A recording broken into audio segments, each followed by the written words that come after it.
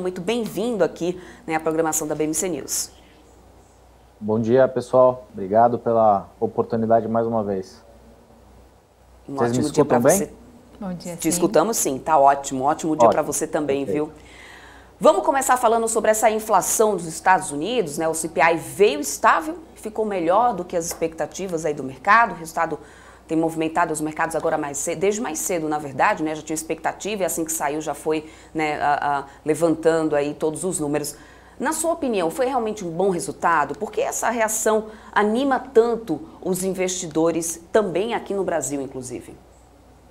Acho que a gente tem que olhar de duas perspectivas diferentes, né? Então, o dado em si, desacelerando em relação ao do mês passado, né, no acumulado para 12 meses, é meio que música para o ouvido de investidores mundo afora que estão sem gatilho, né? A gente está sem gatilho, basicamente, para os mercados de renda variável. Então, um dado mais baixo nessa leitura de julho traz de volta uma das teses que o mercado começou a trabalhar ao longo do mês de julho, que seria o pivô do Banco Central norte-americano de adotar um tom menos agressivo na subida de juros, e isso, obviamente, é um bom sinal, principalmente para ativos de beta mais alto, né? Como você mostrou aí na tela, aqui no Brasil, esses ativos que estão subindo aí um dígito alto, né, são ativos de beta, e no mercado mais propenso a risco, são os ativos que acabam se beneficiando, né? Então, a leitura de curto prazo é essa. O meu ponto de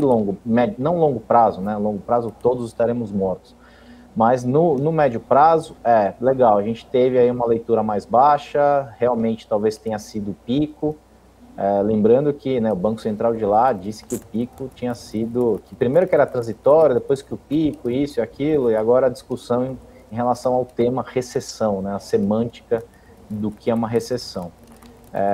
O ponto agora com qual velocidade isso vai voltar para a meta de 2%. Ao meu ver, isso é bastante improvável que aconteça.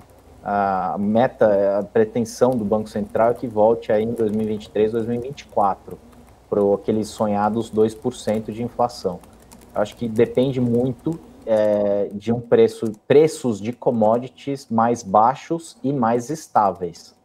E a gente assumir que isso vai acontecer até 2024, me parece quase que um conto de fadas. Tá? Não estou dizendo que commodity é para cima nem para baixo, mas o mundo não é linear e não é da forma como a gente gostaria, né? A gente acaba trabalhando mais por emergência do que com o nosso planejamento inicial. Então, eu acho que é isso. Curto prazo anima, legal, bacana, tudo para cima. Fed vai fazer o pivô, quase que imediatamente, né? A gente acompanha aquele CME, que é uma das ferramentas de quase que em tempo real da expectativa para as próximas reuniões do Fed. A de setembro, a chance era de 80% ontem, de um aumento de 0,75%, e basicamente depois da divulgação dos dados, ela caiu para 30% de chance. Então é isso que o mercado está tentando precificar. De novo, curto prazo me parece bom, a gente está talvez nos níveis de pessimismo, os maiores níveis de pessimismo desde 2008, né, desde a grande crise de 2008, 2009. A liquidez lá fora, tanto lá fora quanto aqui, liquidez diária, né, de negócio, tem secado razoavelmente bem. Então, eu acho que a gente está tendo um monte de movimento de short squeeze, muita gente vendida, e acaba vindo um número um pouquinho melhor. A gente estava muito no boas notícias são boas notícias e más notícias também são boas notícias. Eu acho que essa é uma boa notícia, mas eu acho que ela tem talvez um prazo de validade. Tá? Eu acho que é essa leitura, duas perspectivas, uma mais de curto prazo e uma mais de médio prazo. Qual é a chance da inflação de lá cair de 8,5%, né, 8 qualquer coisa, para 2% em questão de um ano e meio? Para mim, eu acho altamente improvável que isso aconteça. Uhum. Agora falando sobre o payroll, né? Na semana passada a gente teve aí os dados do payroll, né, com os números bem fortes, inclusive, né, muito além do que era esperado. E hoje a inflação melhor do que o esperado. Como que o Fed pode reagir então a esse cenário? Porque uma coisa acaba muito ligada com a outra, né? Emprego, inflação e os juros, claro, como consequência. É possível ter apertos mais fortes nas próximas reuniões, na sua opinião? Eu acho assim, até na nossa nota diária aqui, eu escrevi, faço a parte global, e acho que ficou um pouco, praticamente não vi muitos comentários na imprensa local de uma reunião do Banco Central em inglês na semana passada, pintando um sinal bastante catastrófico. A Inglaterra também está num nível de emprego um desemprego bastante baixo, né, e eles estão já pintando um cenário para o próximo ano e meio, bastante ruim, desemprego indo de, sei lá, 3,5, 3 e qualquer coisa para coisa de 5,5, e provavelmente o país mergulhando numa recessão. A gente consegue fazer uma leitura direta? Não, não é possível fazer uma leitura direta, mas a gente consegue tirar alguns aprendizados disso. Os dados de emprego realmente nos Estados Unidos foram muito bons, né? Foram, sei lá, quase 500 mil de empregos adicionados. Eu acho que tem alguns fatores que têm ajudado, né? Um deles começou talvez lá em 2017, né, com mais restrição à imigração. A gente sabe que imigração em países desenvolvidos acaba sendo utilizado como mão de obra barata, né? O povo local, ele não se predispõe a trabalhar para ganhar salários mais baixos, e um imigrante que vai tentar fazer uma vida nova num país diferente acaba se sujeitando a isso. Então, acho que desde 2017, lá da época do Trump, né, aquelas histórias de construir muro com o México e tudo mais, aquelas maluquices que ele falava, acho que o processo de imigração, tanto para Estados Unidos quanto para países europeus, deu uma bela de uma secada, e isso faz com que você tenha que oferecer mais salário, obviamente, para o morador local, para aquele morador que nasceu efetivamente no país, né, ou tem uma situação já um pouco mais confortável, e isso acaba pressionando razoavelmente nível de salário para cima, né? E tem outro ponto, acho que a gente fala pouco de produtividade. Eu estava vendo uns dados de produtividade norte-americana, a produtividade lá tem caído com alguma frequência nesse último ano, principalmente. Então, se a gente coloca tudo isso na conta, o dado de emprego, o número por si só, os 500 mil empregos gerados, talvez não seja a melhor forma da gente olhar isso. A gente pode sim, por exemplo, tem uma lei de Okun, né? A lei de Okun, que acho que é um economista lá dos anos 60, se não me engano, que ele fala da relação entre emprego e PIB, crescimento de emprego e crescimento de PIB, que tem uma relação direta. O que a gente pode ver daqui para frente é um mercado de trabalho razoavelmente apertado, muito por conta dessa falta de imigrantes para determinado tipo de trabalho, uma pressão razoavelmente grande dentro de salários. Isso em algum momento começa a mudar também, porque a gente já está vendo uma série de empresas fazendo layoff e travando contratações e tudo mais. Isso a gente não vai ver da noite para o dia, né? Imagina que é um transatlântico fazendo uma manobra, né? Demora para acelerar e demora para frear. Então, a gente talvez veja em algum momento no segundo semestre um arrefecimento também do emprego, mas não é uma coisa que a gente vai sair de 3,6, se eu não me engano, no último dado de desemprego, para 10. A gente está dizendo que isso talvez vá para 4, 4,5%, 5%, que já dá uma arrefecida razoavelmente boa. A gente já viu algumas leituras dos pedidos de seguro-desemprego, que foram 4 ou 5 leituras nas últimas semanas para cima, uma sempre acima da anterior. Então, acho que a gente está arrumando para um cenário onde a gente vai ter crescimento baixo e um nível de emprego não tão alto quanto, nível de desemprego, perdão, não tão alto quanto em outros períodos recessivos, muito por conta dessa queda de produtividade. E se a gente olhar um dado que eu estava lendo ontem à noite, a gente, basicamente, nos últimos anos, a força de trabalho nos Estados Unidos, ela caiu, sei lá, coisa de 500 mil pessoas. Então, se a gente junta essa queda no total de força de trabalho, menos imigrante se predispondo a trabalhar em salários mais baixos, a gente vai ter efetivamente uma pressão de salário. Mas, do outro lado, a economia, com inflação alta, acaba fazendo com que pessoas consumam menos. Efetivamente, elas vão consumir menos e vão mudar hábitos de vida, e aí a gente começa a ter empresas ou demitindo ou fazendo programas de layoff, né, programas de demissão voluntária, ou contratando menos. Então, não acho que a gente vai estilingar no desemprego, de novo, não acho que vai para 6, 7, mas não acho que vai ficar em 3,6, e eu não acho também que a inflação vai voltar para 2% num passe de mágica no escalar dos dois. Então, é uma leitura bastante complexa, né? No fundo, eu acho que tudo que a gente tem visto nesses últimos, 6, 7, 8, 10 meses é bastante novo, né? A gente tem visto com alguma frequência o maior dado em 40 anos, o maior isso em não sei quantos anos. Então, são dicotomias que às vezes parecem ser, do ponto de vista técnico, um pouco contraditórias. Então, a gente está tentando navegar no meio de tudo isso para tentar tirar alguma conclusão. Para mim, hoje, é isso. O mercado vai comemorar, provavelmente o Fed vai tirar um pouco o pé na próxima reunião, o dado que eu comentei já mostra isso, ele vai continuar na batalha contra a inflação, só que eu acho que a inflação vai demorar mais para ceder e provavelmente ao longo do segundo semestre, a gente já está no segundo mês do semestre, a gente vai ver nível de desemprego subindo um pouquinho. Então a gente pode entrar nesse novo mundo, né, de crescimento mais baixo, desemprego não tão baixo, mas a produtividade caindo também. Então, de novo, é super complexo, a gente tem um monte de variável na mesa que basicamente pouquíssima gente estava acostumado, eu acho que talvez ninguém estivesse acostumado, por isso que eu falei no começo, estamos sem gatilho, não temos gatilho imediato para cima nem para baixo, está todo mundo tateando, pisando em ovos praticamente. Perfeito, Luiz. O senhor Marco Saravalli está chegando aqui no nosso estúdio e ele, claro, tem perguntas já aqui para você sobre esses dados, viu, Luiz? Porque no final das contas, como você mesmo disse, não é uma leitura nada fácil, né, Marco? Bom dia para você. Pode perguntar aí para o Luiz também. Bom dia, Débora, bom dia, Nuin. Tudo bom? Tudo bem, Marco? Como é que tá, cara? Eu tô melhor agora, né? Com a sua presença aqui conosco.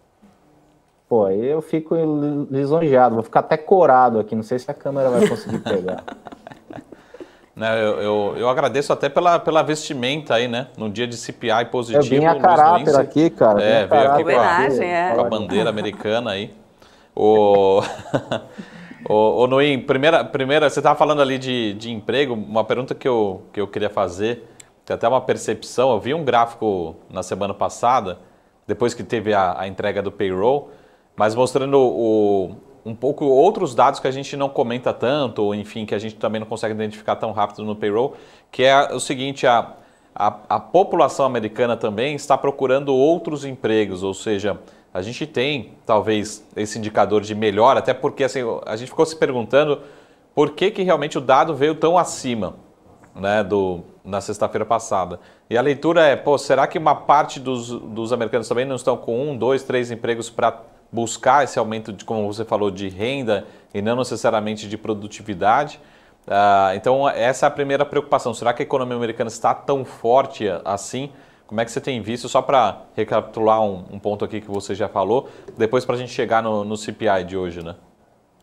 Eu concordo em número, gênero e grau. Acho que quando a gente começa a detalhar o número, o headline, né, aquele número que sai nas manchetes, ele, né, se a gente olhar ele independentemente de outras leituras derivadas, provavelmente a gente vai ter uma conclusão absolutamente errada. Aquela história, né, os dados não têm voz, cabe a nós darmos voz a eles.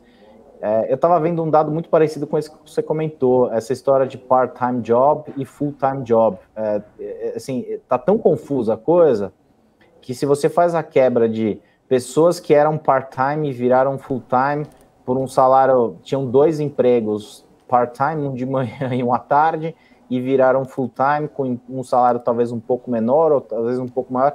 Assim, as leituras derivadas, elas estão bastante confusas, né? Eu acho que a gente tem 2 perspectivas, a de Wall Street, né, que são os caras nos prédios maravilhosos de Nova York, do alto, né, dos seus escritórios maravilhosos de mármore, e o Main Street, que é o cara na rua efetivamente. Acho que há uns 3, 4 meses a gente fala desse tema. Eu acho que a economia, acho que o bastião da força que o Biden costuma falar, né, sem entrar no detalhe de semântica, que acho que Casa Branca gosta bastante de inverter os termos, né, recessão, não, o que é uma recessão e tudo mais, começa a colocar bode na sala, eu acho que a economia de lá não está tão pujante quanto se imagina, tá? A gente teve duas leituras negativas de PIB, né? A primeira no primeiro TRI e a prévia do segundo TRI também para baixo. A gente já tem um COC na casa de algum tempo que provavelmente os Estados Unidos vai entrar em recessão. Eu acho que é uma analogia, claro, mas o fato de a administração central se preocupar tanto com o termo significa que alguma coisa não está muito boa, né? Uma sinalização talvez contrária. Eu, particularmente, não acho que a economia lá está tão forte quanto se imagina, e eu acho que esses dados de emprego, se olharmos só o headline, só a manchete, a gente vai acabar chegar numa conclusão absolutamente errada. É aquela conclusão simples, elegante, sofisticada e absolutamente errada. Para mim, é isso. A economia de lá vai começar a dar sinais de piora, ao meu ver, nesses próximos meses, e entrar em 2023 já numa situação mais, digamos, moderada em termos de crescimento. E eu acho que a gente vai ter um ano aí de crescimento bastante baixo ou negativo e inflação ainda rodando razoavelmente alta. De novo, eu acho que a inflação a gente tem que assumir para que ela chegue em 2 em 2024, preços de commodities baixos e estáveis. Se a gente colocar, por exemplo, energia, que é o que tem afetado o mundo todo, final do ano acho que se encerra aquela abertura das reservas estratégicas de petróleo que o governo Biden fez aí no começo do ano, né, o nosso capitão planeta, né, ele quer a mudança climática, mas está pedindo, pelo amor de Deus, para as empresas produzirem mais petróleo. Eu acho que isso vai acabar afetando. Então, se a gente colocar na conta que para 2% lá na frente precisa de commodities baixas e estáveis, eu acho uma aposta muito complicada de se fazer. Commodity, como a gente sabe, é bastante cíclico, e os ciclos de commodity, de preços de commodity, para mim, eles têm sido cada vez mais curtos. Mas eu acho que me estendi demais aí, mas eu acho que é um ótimo ponto esse que você trouxe dessas leituras derivadas do payroll americano. Ótimo. Eu quero aproveitar que você está falando sobre essa questão de preço de commodities, até ser uma das minhas últimas perguntas, mas eu quero até antecipar isso um pouco, viu, Luiz, já que você tocou no assunto. Essa questão da demanda da China, inclusive também a produção, né, dos países que são exportadores, né, segue sendo um ponto aí mais sensível para esses preços do petróleo, que agora, né, chega aí de novo no patamar dos $95 a cotação do barril?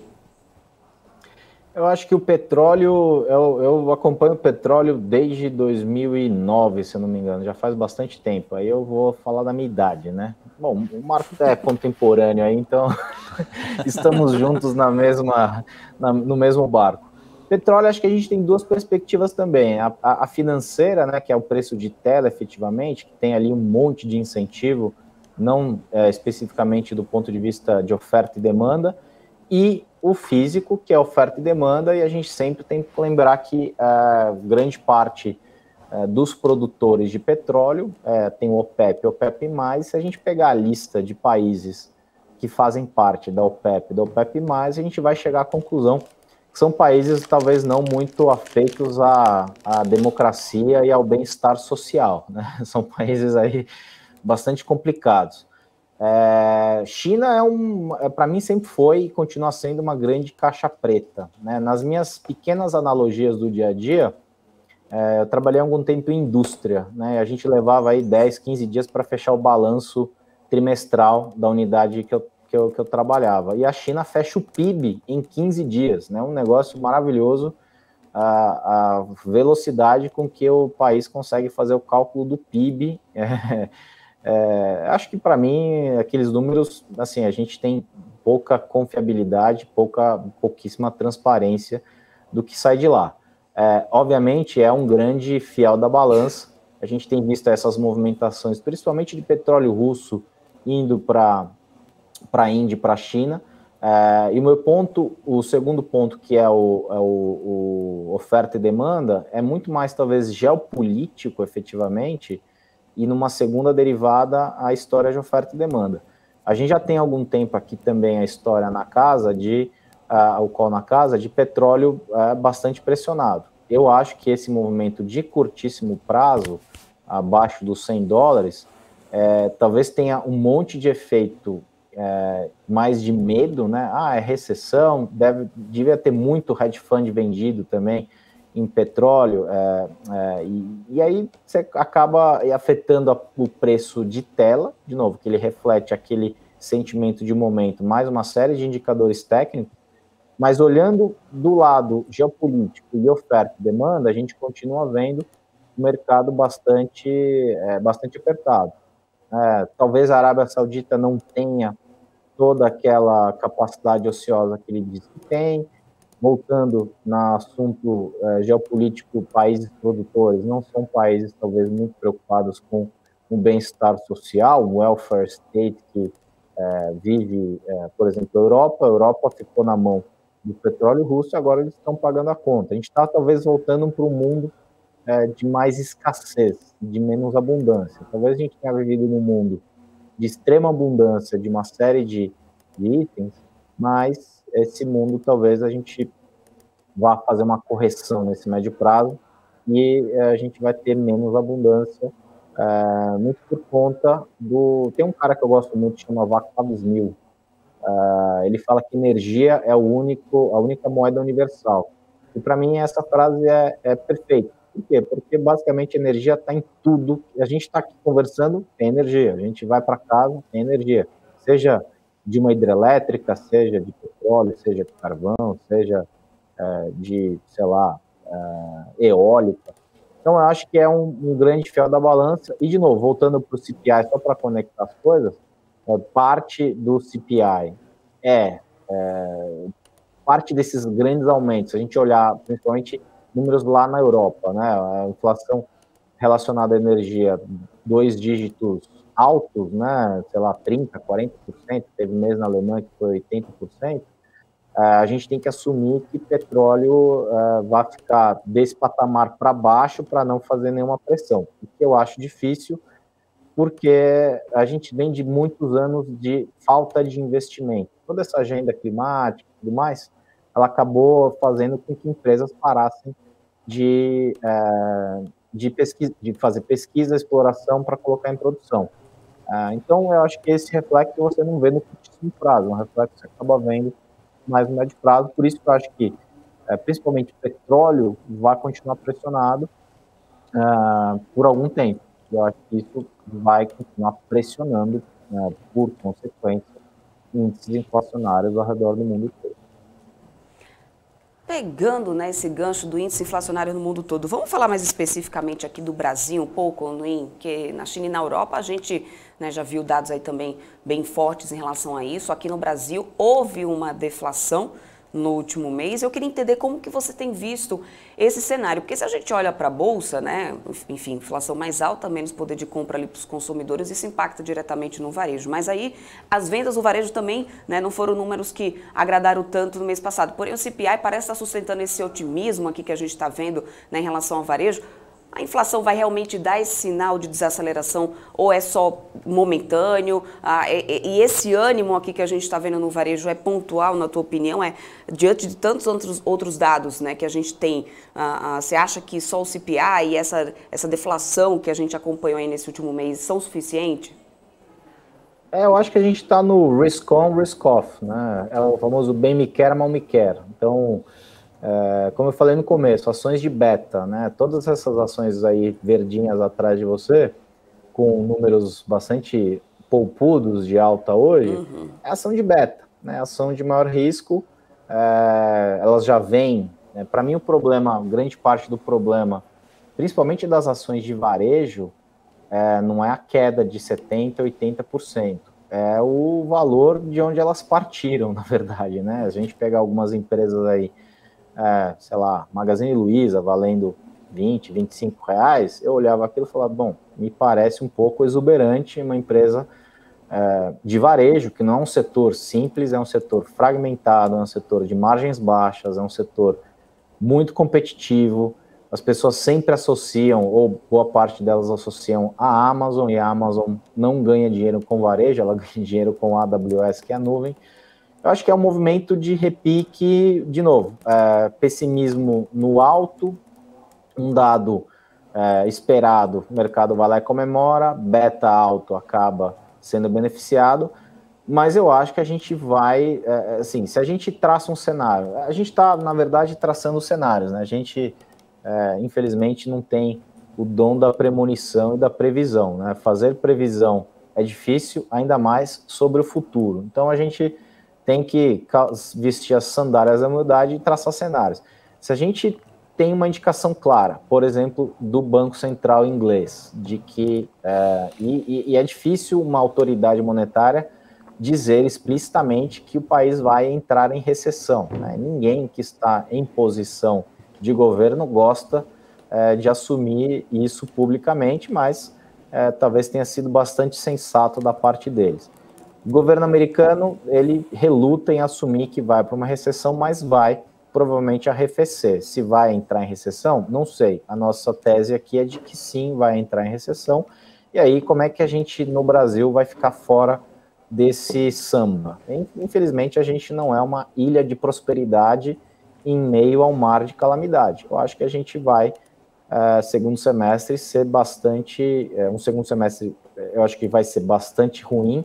E 2023, eu acho que vai ser também bastante ruim. Eu acho que a gente começa a flertar aqui no Brasil, inclusive, para 2023, com crescimento zero. E crescimento zero para se transformar em recessão, eu não diria que é um caminho tão distante. Eu diria que é um caminho bastante próximo.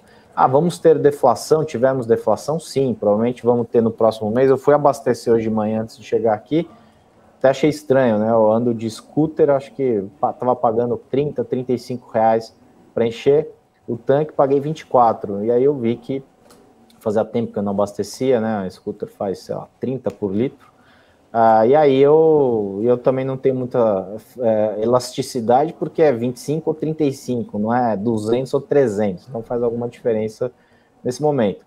Mas a gente vai ter 2 meses, talvez, de alívio, ok, bacana. Mas eu acho que a gente já começa a formar um backlog, né, nessa termo da indústria, né, aquele pedido que ainda não foi faturado, mas já está confirmado e não foi produzido. A gente começa a formar um backlog inflacionário para 23 bastante complicado. Tanto que na própria ata do Banco Central ele fala, a gente tem essa tese aqui desde março, né, a gente nunca acreditou em pico de 12,50, inflação de 6, 7, a gente sempre teve uma cabeça para cima, tanto em juros quanto em inflação, porque, de novo, eu sempre olho as coisas sob 2 perspectivas, uma mais de curto prazo, que é o que está acontecendo ali efetivamente, e a outra de médio prazo, e o Brasil, ele em condições normais de temperatura e pressão, a gente vai razoavelmente bem. Só que a gente tem um passado de indexação, a gente tem uma série de mazelas do ponto de vista de infraestrutura, que à medida que elas emergem com problemas globo afora, e a gente está tendo isso mundo afora, elas acabam pegando pesado. E é o que a gente está vendo. Então o Brasil vem de 2 anos, né? Se a gente não tivesse essas benesses fiscais que são parte do backlog para o ano que vem, a gente teria provavelmente inflação fechando nesse ano em 10. Então a gente veio de 10 no ano passado para 10 esse ano. São 2 anos rodando a 10 de inflação, num país que o nosso Banco Central achou que estávamos no país, Alice no País das Maravilhas, um país que ele achou que podia comportar uma taxa de juros de 2% ao ano, juros negativos no Brasil, que para mim é uma grande inconsequência do presidente do Banco Central ter feito isso, mas deve ter tido seus motivos para chegar nessa conclusão. Ganhou, inclusive, prêmio de banqueiro central do ano. Eu não sei exatamente qual é a métrica desse prêmio, mas para mim foi um erro crasso. Assim, eu não estou fazendo leitura de obra pronta. Eu já falava isso mesmo antes de estar aqui na Levante. Eu tenho coisas escritas que podem comprovar essa minha essa minha posição bastante contrária a 2%. O Brasil não é país de 2% de juros ao ano. Bom, o Brasil é país de inflação razoavelmente sempre pressionada. Se nada está acontecendo, ok, conseguimos tê-la controlada. Se a gente tem estresse, e como a gente tem tido estresse de tudo quanto é lado, ela acaba se manifestando, e essa manifestação, junto com a indexação que a gente tem, vai fazer com que ela seja permanentemente mais alta. Então, eu acho que é isso. Segundo semestre ruim, não acho que vai ser um semestre fabuloso para varejo, não tenho nenhuma expectativa de que isso aconteça, e 23 também um ano bastante minguado em termos de crescimento, e provavelmente inflação rodando, imagino eu, perto dos 7%, e juros de 2 dígitos baixos, mas até o final do ano, bastante corroborando o que a gente já tem falado aqui desde março praticamente. Perfeito. Marco, tem mais perguntas? Noim, como hoje você está inspirado aí na poesia, né? Vou perguntar, e você citou um exemplo clássico aí, até tem um gráfico atrás da Débora, que mostra o meu lado de analista técnico aqui, né, mostrando um claro ombro, cabeça a ombro ali no próprio Ibovespa. Mas a leitura é a seguinte, Noim, a gente, independente, acho que o cenário para 2023, fim de eleições, a gente teve deflação, talvez a leitura depois da ata do Copom aqui, que o mercado está querendo comprar essa curva de juros parando nos 13,75, tivemos o CPI hoje, é difícil entender o quão duradouro é, mas o mercado de julho e agosto, né, a Débora depois consegue mostrar no gráfico, mas o Ibovespa não para de subir, bateu, assim, quem saiu da bolsa nos 100 mil pontos, ou abaixo dos 100 mil pontos, ficou super decepcionado, perdeu toda a alta recente, né? E aí, como você falou, a gente está num modo de risk-on, né, recente ali, são só barrinhas verdes, né, Débora? Esses últimos dias, essas últimas semanas... Pelo menos a gente tem aqui seguidos, hoje seria o 7º dia de alta seguido, mas se a gente contar que de 15 de julho em diante foi quando começou realmente essa tendência de alta, apesar de ter aqui 3, 4 dias no máximo, né, na queda, saímos de 96 mil pontos, 551 no dia 15 de julho, e aí aqui a gente chega a 110 mil pontos, já bateu aqui várias vezes. Exato. Né, hoje, Marco. O investidor que saiu, que estava no risk-off ali nos 95 mil pontos perto disso, está extremamente arrependido e pelo menos parte do mercado, e como a gente fala, quem está sustentando talvez essa alta recente seja muito mais estrangeiro, que a gente está vendo entradas, o institucional, pelo menos os FIAs ainda continuam saindo. E aquela pergunta que eu falo para você, mesmo que dure mais 15 dias, mais um mês, mas será que ainda é o momento de aumentar esse risk-on? Ou seja, pô, Marco, Noim, não capturei, eu estava fora, enfim, não estava na bolsa. Será que ainda vale a pena entrar agora? Ou será que daqui 5, 10 dias a Débora vai estar mostrando esse gráfico e fala assim, realmente chegou num pico aí de 110 mil pontos, né, é o limite. Ou seja, a curto prazo, vão continuar querendo olhar o copo meio cheio para o CPI de hoje e outras notícias? Ou o mercado vai cair na realidade, como você falou, de 2023 pela frente, uma recessão americana, enfim. O que define, o que você acha que pode ter mais peso no curto prazo? Quando eu digo curto prazo, os próximos 20 dias do mês de agosto e talvez o mês de setembro também, né? Eu acho que a gente vai viver um novo processo de capitulação. Acho que no primeiro semestre a gente viveu bastante isso, né? Então, a gente veio lá com os discursinhos do Banco Central daqui, de que era pico, de que isso, de que aquilo, e ele errou categoricamente todas as previsões deles, e por isso que eu olho qualquer previsão que o Banco Central faz e falo, bom, vamos olhar talvez de forma isenta para ver o que ele está dizendo, se faz sentido ou não. Eu acho que vai prevalecer a capitulação de vamos mais para euforia, e à medida que algumas coisas ruins continuarem aparecendo, que eu imagino que vão aparecer, é justamente essa capitulação. Tá? Mas, de novo, eu acho que a gente estava nos níveis... Eu acho que uma coisa que tem ajudado muito essa alta também é liquidez, né? Liquidez mais baixa que a gente tem visto na bolsa aqui, bolsa lá fora, talvez elas tenham ajudado porque menos liquidez você acaba tendo, as cotações acabam sendo exacerbadas em termos de preço, que se traduzem na variação do papel.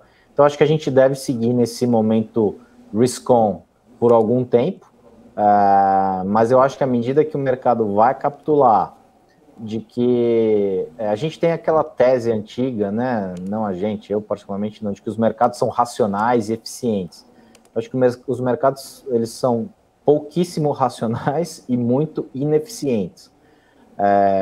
De novo, essas leituras de curtíssimo prazo vieram como música para os ouvidos. Eu acho que vai continuar esse momento, mas eu acho que é momento, eu particularmente, acho que é momento mais para empresas de valor propriamente. Se você quer pegar um beta alto, você vai dar uma porrada, 10, 15 no dia. A gente tem visto aí alguns papéis de varejo nesse ritmo. Só que eu ainda sou da tese de que prefiro o valor. Se a gente for olhar por múltiplo, aí tem um ponto interessante, né? A bolsa está descontada, isso e aquilo, múltiplo baixo. Mas se a gente olhar basicamente Ibovespa, que é um índice que praticamente todo mundo olha, 50% do índice é Petro, Vale e bancos, né? E estão efetivamente com múltiplos razoavelmente baixos, né? Itaú entregou um resultado maravilhoso. Itaú, gente, não tem muito choro nem vela, né? O cara vai entregar e sabe o que está fazendo, né? Não é o Nubank da vida, esses bancos fintech da vida aí. Então, se a gente olhar múltiplos de Vale, múltiplos de Petrobras e múltiplos de banco, eu acho que eles estão bem amassados. Se a gente for olhar o múltiplo de outros setores, por exemplo, o varejo, estava conversando lá na Expert semana passada com os caras mais velhos de mercado, os caras acham que, sei lá, o PL de varejo a 60, 70 me parece ainda razoavelmente caro, né? Ele veio de 300 em muitos casos. Então, acho que a gente tem que separar bastante bem isso, né? Empresas de valor com múltiplos baixos, empresas tidas como crescimento, com múltiplos ainda razoavelmente elevados. Então, para quem pretende, né, para quem tem algum apetite ainda para tentar surfar esse momento de leituras mais positivas, como você bem falou, copo meio cheio, você pode dar menos porrada, mas talvez seja a vol é muito menor de empresas de valor, né? Se você olhar, para mim, sempre quando eu vejo essa tela que a Débora mostrou aí, essas empresas meio, sei lá, estranhas subindo aí, eu falo, puta, alguma coisa está errado, né? Eu prefiro ver, não prefiro, né? Mas eu acho que tem mais valor essas empresas com fluxo de caixas mais estáveis, para o mundo que a gente vai, imagino eu, viver daqui para frente. Eu acho que o valor continua tendo seu valor e o lucro continua tendo sua importância, né? Uma frase que eu li há pouco tempo atrás de um cara lá de fora, do Morgan Stanley: precisamos nos acostumar a um mundo onde o dinheiro tem custo. Quando eu li isso, eu falei, gente, eu estou em algum lugar errado, porque para mim o dinheiro sempre teve custo, e aqui no Brasil o custo do dinheiro é bastante alto.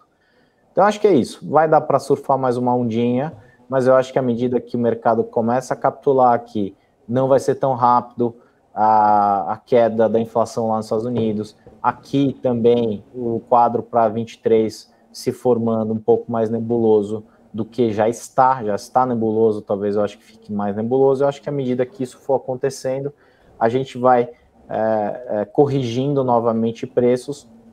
Então, eu não vejo, eu particularmente, como um movimento tão consistente. Me parece só um movimento de aqueles ralis de mercado de baixa, né? Como a Débora falou, de 15 de julho. Se a gente pegar lá Standard & Poor's, Nasdaq, foi mais ou menos nessa data aí que eles fizeram, acho que talvez preço mínimo, e aí nessa história de Fed de lá pivotar, né, de não ser tão agressivo na taxa de juros, acabou o mercado entrando no risk-on, mas eu acho que à medida que ele capitula, podemos ver no curtíssimo prazo, coisa de 1-2 meses, um risk-off novamente, e aí todas as ações de beta que sobem muito mais do que o índice acabam caindo muito mais do que o índice também. Perfeito, Luiz. Sensacional. Aí, muito bom poder já começar o dia entendendo todo esse cenário junto contigo. Muito obrigada mesmo. Ó, forte abraço aí para todo o pessoal da Levante. Obrigada mesmo pela sua participação. Por favor, venha mais vezes por aqui. Eu que agradeço. Se o Marco participar, se o Saravalha participar, pode me chamar que eu participo todo dia com o maior prazer do mundo, cara. Fechou. A gente conheço ele já de outros carnavais, então a gente já trocou bastante ideia. Eu vou pintar meu cabelo de branco aqui pra... Ele pinta de, né? Ele reforça ali para poder não aparecer os brancos. Isso sim, viu, Nuin? Obrigada mesmo, Nuin. Até uma próxima. Tchau, tchau. Valeu, gente. Tchau, tchau.